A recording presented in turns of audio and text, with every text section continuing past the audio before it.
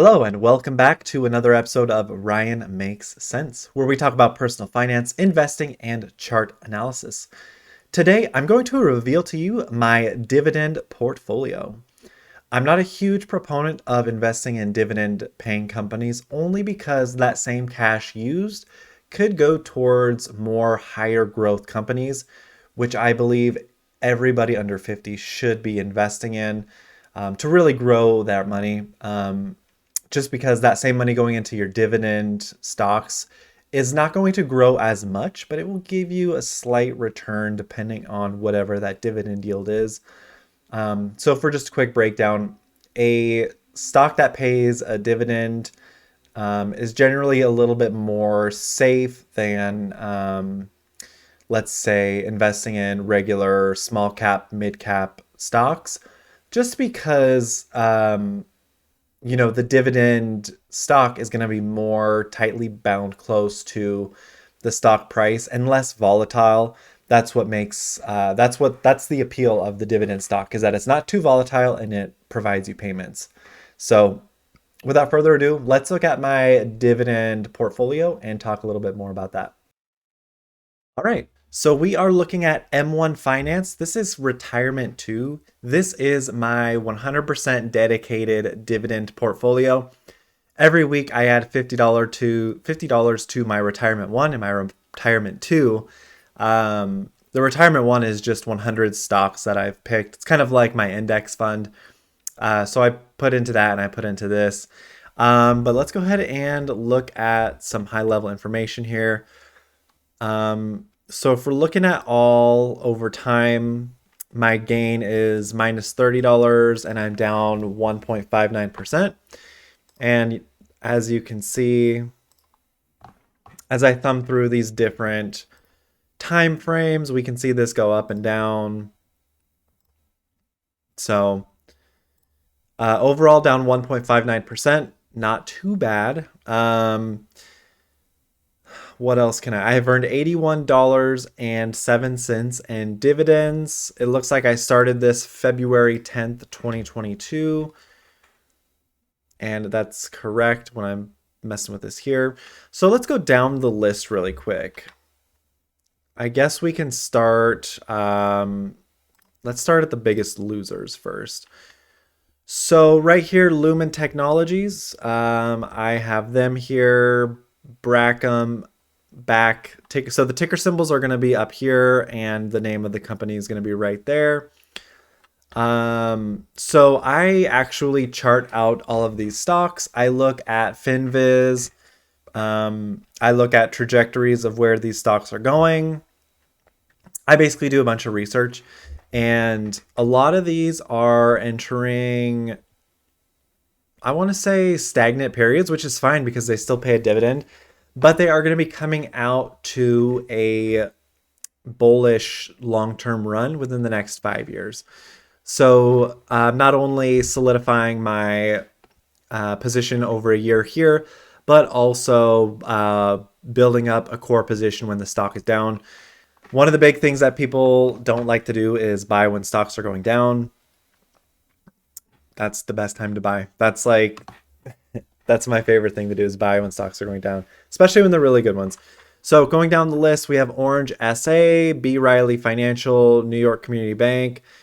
We have a bunch of different diverse foreign companies here, so I'm not even going to try and say this. We have Invesco QQQ, Vanguard Growth, Canon, Seabane Stillwater, which I think is gold, Korea Electric Power, the Dow, Franchise Group, Starwood Property Trust, the SPY, S&P 500 ETF, both of them here. I should probably update this to only have one, honestly. Aberdeen Global Dynamic Dividend, Royce Value Trust, excuse me, ACCO Brands Corp, British American Tobacco, Simon Property Group, Prospect Capital, Medallion Financial Corp, Takeda Pharmaceuticals, GSK, Carl Icahn Enterprises, Apollo Global Management, and Greenhill and Company. On the very back end of the spectrum, we have the stock up 67%, and on the very other end of the spectrum, down 54%. So it's a pretty well balanced dividend portfolio. in my opinion. You might not agree with me, but that's part of the reason why I wanted to share, was so I could get some feedback to see what you guys thought about this. So now I'm going to show you, this is what it looks like when I share. When I click share this pie, it shows this. So it shows 9.45% down. I don't know why. It says return since May 19, 2022. So I'm not sure why it's limiting me to that, but I would not really pay attention to this. But going down here, we can see that the dividend is 7.7%. So that is amazing. So when we go back here to the 3,300, let's say, so I started in February of 2022. February 2023, I should expect a 7% return from this 3,300. So on this calculator, let's do 3,300 and let's do that times, sorry, my head's in the way. There we go. Times 0.077. So I should get around $254 in dividends by next year, February. If my starting balance was 3,300, it was not starting at 3,300, so it's not going to be 254. But this is the general sense of what the dividend investing looks like. Again, a lot of these companies I do check in on. So actually, let's do this together. Why not? Let's just look at FinViz. Let's see if my companies that are down by a lot are still worth investing in. This is just a general check-in.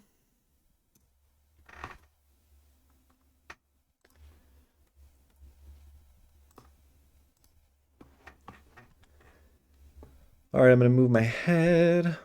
All right, so the stock is $5.51. Dividend is 18%. That is not realistic. Let's see if there's any danger. Quick ratio is over 1.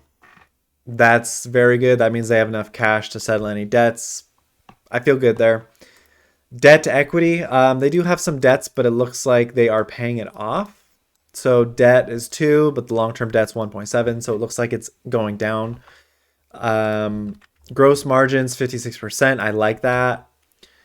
Shares flow is 1 billion. That is pretty crazy. So if we take our sales, 18.5 divided by 1, it's basically an $18 stock. Right here, it's 5.5. I mean, the price to earnings, it's showing it's super undervalued. So I feel very comfortable with this still. We can see that insiders are buying and we can see that institutions are buying. So you know what? This actually is a wonderful example because it makes me look good. But I've been in this one for a while, so I've been writing this pain down. I think my cost basis is around $10, maybe somewhere in this area. Yeah, I started investing in February, so I'm in somewhere in this area and I'm down 50%. Let's look at some other information down here. So look at these buys. These buys don't look too strong, but it shows that there's interest from people in the company, so that's good. Let's look at their balance sheet. They have $354 million in cash. Total assets, 57.9 mil. Total liabilities, 46.1. So it's a little close for comfort, but you know what? This company seems pretty strong, and then institutions are also adding as well. So I like this. I don't think this is sustainable here. I think they're going to have to revisit the dividend yield, but that is not here or there. So again, this company looks pretty healthy to me still in terms of the financials. Let's look at BAK now.